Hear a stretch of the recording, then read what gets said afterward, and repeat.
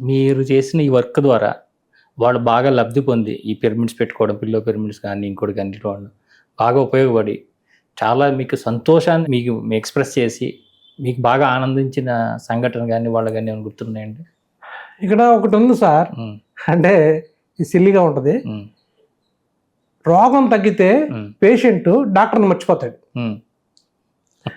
హ్మ్. డాక్టర్‌ని మర్చిపోయాడంటే రోగం తగ్గిపోయిందని అర్థం. హ్మ్. అది. అట్లాగే నా దగ్గర పిరమిడ్లు తీసుకున్న వాళ్ళు కూడా హ్మ్. నన్ను మర్చిపోయారంటే హ్మ్. అందుట్లో పవర్ ఉందని అర్థం. హ్మ్. అయితే ఒకటి వాళ్ళు మళ్ళీ మళ్ళీ తీసుకుంటారు. హ్మ్. నేను అప్పుడు అడుగుతా, హ్మ్. మనం తీసుకున్నారు కదండి, మీరు మళ్ళీ తీసుకున్నారు ఏంటంటే హ్మ్. అందులో ఎంతో అనుభవం పొందామండి మేము. హ్మ్. ఎన్నో రోజుల నుంచి ఉన్న హ్మ్. ఇబ్బందులన్నీ తొలగిపోయినాయి, హ్మ్. అందుకని మళ్ళీ తీసుకుంటున్నాము. హ్మ్. చాలా మంది తీసుకొని గిఫ్ట్ కింద, అంటే అందరికి సంతోషం, హ్మ్. ఎవరికో పెయిన్ ఉంటుంది, హ్మ్. అది ఎన్ని మందులు వాడినా తగ్గదు. హ్మ్. ఒక 1000 రూపాయలు పెట్టో ఎంతో పెట్టో కొని దీన్ని వాళ్ళకి అందిస్తే హ్మ్. అది తగ్గిపోయిందంటే వీళ్ళ సంతోషం కదా, అవును. శాశ్వత పరిష్కారం. అలాగా తీసుకెళ్ళి అందరికీ పంచి పెట్టుకుంటాం. హ్మ్. అలాగా చాలా మంది బెడ్స్కి పిల్లలు చదువుకునే పిల్లలకి హ్మ్. ఆ బెడ్లకి వేసేస్తారు. ఆ. ఆ పిల్లలు దమ్మే పడుకుంటే హ్మ్. ఇంకా చూసుకునే పని లేదు, వాళ్ళ Hmm. జీవితంలో వాళ్ళు హాస్పిటల్కి పోరు. హ్మ్. అట్లాగా మేము జానమ చక్రంలో కూడా పిరమిడ్ బెడ్లు స్టాల్లో పెడతాం. Hmm. పెట్టి అందరు డెమో కింద వచ్చి Hmm. పడుకుంటారు, ధ్యానం చేసుకుంటారు. ఒక పండగ వాతావరణం లాగా Hmm. జరుగుద్ది ఆ 11 రోజులు కూడా. Hmm. ఆ పడుకున్నప్పుడు వాళ్ళ ఎక్స్పీరియన్స్ Hmm. ఏంటి అని అడిగితే ఎంతో హాయిగా ఉందండి, నక్షత్ర లోకంలో పడుకున్నట్టు ఉందని. Hmm. ఆ బెడ్లన్నీ బుక్ అయ్యి వెళ్ళిపోతాయి, ఎన్నో ఆర్డర్స్ వస్తాయి. Hmm. అంటే ఒక కొత్త ఒరవడి, పిరమిడ్ శక్తి. అవును. పిరమిడ్ శక్తి అద్భుత శక్తి. మీరు ఏ లోకం నుంచి వచ్చారండి? నేను పిరమిడ్ లోకం నుంచి వచ్చానండి. హ్మ్. నాకు చిన్నప్పటి నుంచి హ్మ్. పిరమిడ్ సొసైటీలో రాకముందు నుంచి నాకు పిరమిడ్ తెలుసు. అవునా? ఉమ్. ఎలాగది? తెలుసు, నాకు ఆ జ్ఞానం ఉంది, తెలుసు. అదే చిన్నప్పటి నుంచి నేను ఇందా చెప్పాను, నాది ఈ లోకం కాదు, హ్మ్. నేను వేరే లోకం నుంచి వచ్చాను, ఈ తల్లిదండ్రులు గర్భాన్ని ఎంచుకొని వచ్చాను, హ్మ్. నేను ఈ శాశ్వతంగా ఉండను హ్మ్. అని చాలా చిన్నప్పుడే నేను హ్మ్. ఇక్కడ ఈ బంధాలేంటి, బంధుత్వాలు ఏంటి, హ్మ్. ఇవన్నీ అని బాధపడే అనమాట. Hmm. మెడిటేషన్లోకి వచ్చిన తర్వాత, పత్రిజీ గారు పరిచయం అయిన తర్వాత, Hmm. నువ్వు శరీరాన్ని కాదు ఆత్మవి, Hmm. ఈ లోకం కాదు ఎన్నో లోకాలు ఉన్నాయి, Hmm. ఈ జన్మ కాదు ఎన్నో జన్మలు ఉన్నాయని చెప్పినప్పుడు Hmm. నేను సాటిస్ఫై అనమాట. హ్మ్.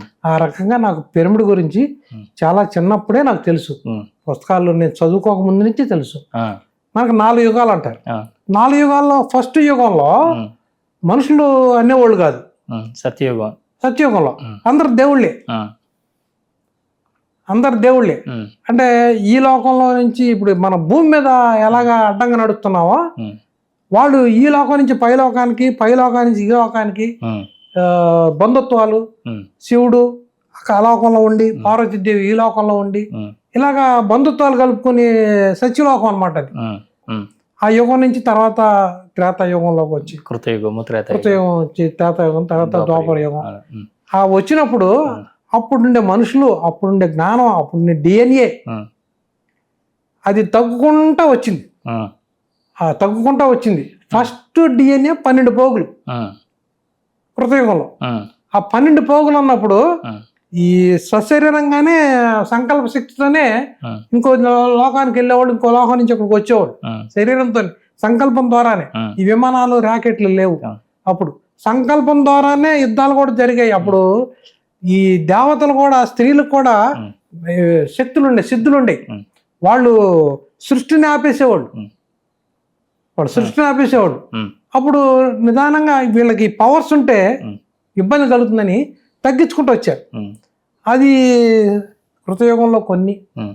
ద్వాపరయుగంలో కొన్ని, త్రేతాయుగంలో కొన్ని తగ్గుకుంటూ వచ్చి ఇప్పుడు వచ్చేసరికి 2 DNAలకి అది పరిమితమైంది. 2 పోగులు. 2 పోగులకి పరిమితమైంది. హ్మ్. అది ఇప్పుడు ఈ ధ్యానం ద్వారా, హ్మ్. ఈ పిరమిడ్ శక్తి ద్వారా హ్మ్. ఈ DNAని సిన్సియర్గా వర్క్ చేస్తే ఈ DNAని యాక్టివేట్ చేసుకోవచ్చు. అవునండి. ఆ DNA యాక్టివేట్ చేసుకోవచ్చు. హ్మ్. అంటే అంత సాధన చేయాలి. హ్మ్. అంత సాధన చేస్తే ఇప్పుడు అలా DNA యాక్టివేట్ చేసుకున్న వాళ్ళే ఈ ఋషులు, హిమాలయాల్లో మునులు, యోగులు. హ్మ్. పత్రి సార్ కూడా చెప్పడాయన. హ్మ్. అవునండి. హ్మ్. ఆ DNA యాక్టివేషనే హ్మ్. పవర్. ఏదనుకుంటే అది అయిపోద్ది అనమాట, ఏది జరగాలని జరుగుద్ది. అది ఇప్పుడు కూడా సాధ్యమే. హ్మ్. ఒకటి మానవుడికి మరణం లేదు, ఊరికే మరణం అనేది భ్రమ. హ్మ్. అది సాధన చేస్తే ఈ శరీరంలో ఉండొచ్చు, శరీరం ఇంకో శరీరంలో మారినా కావచ్చు, అది ఎప్పటికైనా అది సిద్ధించుద్ది. ఉమ్, డిఎన్ఏని అసలుకి నన్ను అడిగితే ధ్యానం అంటే డిఎన్ఏని యాక్టివేషన్ చేసుకుంటమే ఉమ్, సాధన. అంటే మన ఎఫర్ట్ ఎంతసేపు ఆస్తుల మీద, కీర్తి ప్రతిష్టల మీద, శరీరం మీద, ఈ భౌతిక జ్ఞానం మీద పెడుతున్నాం. ఉమ్, మన నాలెడ్జ్ అంతా కూడా ఇంతవరకే తెలుసు. ఉమ్, కానీ దీన్ని మించిన జ్ఞానం ఉంది. ఉమ్, దాన్ని పొందాలంటే ఈ టెక్నాలజీ, ఈ సైన్స్ పనికిరాదు. ఉమ్, దాన్ని పొందాలంటే శ్వాస మీద ధ్యాస ఒక్కటే శరణం. ఉమ్, పిరమిడ్లో కూర్చొని ధ్యానం చేసి శరీరాన్ని వజ్రకాయం చేసుకోవాలి. వజ్రకాయం చేసుకుంటే ఎక్కువ ధ్యానం చేయడానికి, డిఎన్ఏ యాక్టివేషన్ చేసుకుంటాకి, ఆయుష్ని పెంచుకుంటాకి. మళ్ళీ ఆయుష్ని ఎందుకు పెంచుకోవాలి? జ్ఞానం పొందటం. ఉమ్, లేదు మరణం అని తెలుసుకుంటాం కోసం. ఉమ్, నీకు చేత కాక నువ్వు చచ్చిపోతున్నావు. ఉమ్, చేతనైతే ఒకవేళ మరణించినా ఎరుకతో మరణించవచ్చు, ఉమ్, ఇచ్చా మరణాన్ని పొందొచ్చు, ఇచ్చా జననం కూడా పొందొచ్చు. ఉమ్, ఇష్టమైతే మరణించవచ్చు, ఉమ్, మళ్ళీ మళ్ళీ జన్మ కూడా తీసుకోవచ్చు. ఉమ్, ఇదంతా ఒక అద్భుతమైన సైన్స్. ఉమ్, ఉమ్, అందరు కూడా దీని మీద పట్టుకొని ఉమ్, దీని మీద సాధన చెయ్యాలి. ఇందుకోసం చెయ్యాలి సాధన, ఉమ్, ఇంకా దేనికోసం కాదు. బీపీలు, షుగర్లు తగ్గించుకుంటా, మోకాళ్ళు నొప్పులు తగ్గించుకుంటానికి కాదు. ఉమ్, ఈ డిఎన్ఏ యాక్టివేషన్ కోసం చేయాలి. అవును. అవుద్ది, నాకు అయ్యింది, నాకు అవుద్దని నమ్మకం ఉంది. ఉమ్. మళ్ళీ అప్పుడు సెకండ్ ఇన్నింగ్ స్టార్ట్ చేశారు కదా, చేశాను మూడో కదా. ఇన్నింగ్స్ సెకండ్ ఇన్నింగ్స్ చేశాను కదా. నన్ను నేను గమనించుకుంటూ ఉన్నా. డైలీ నేను నిద్రపోయేటప్పుడు, లేచినప్పుడు, నడిచేటప్పుడు. అసలు ఇంతకుముందు ఇక్కడ నుంచి కుర్చీలో కూర్చోబెట్టి కింద తిప్పేవాడు, కింద నుంచి కుర్చీలో కూర్చోబెట్టి పైకి తీసుకొచ్చేవాడు. ఇదంతా ఎందుకంటే మరి ప్రాసెస్లో అదంతా సెట్ అవటం కోసం. అన్నీ బాగుపడి మాకు తిరుగుతున్నాను, ఇంకా బాగుంటాను, ప్రూవ్ చేస్తాను.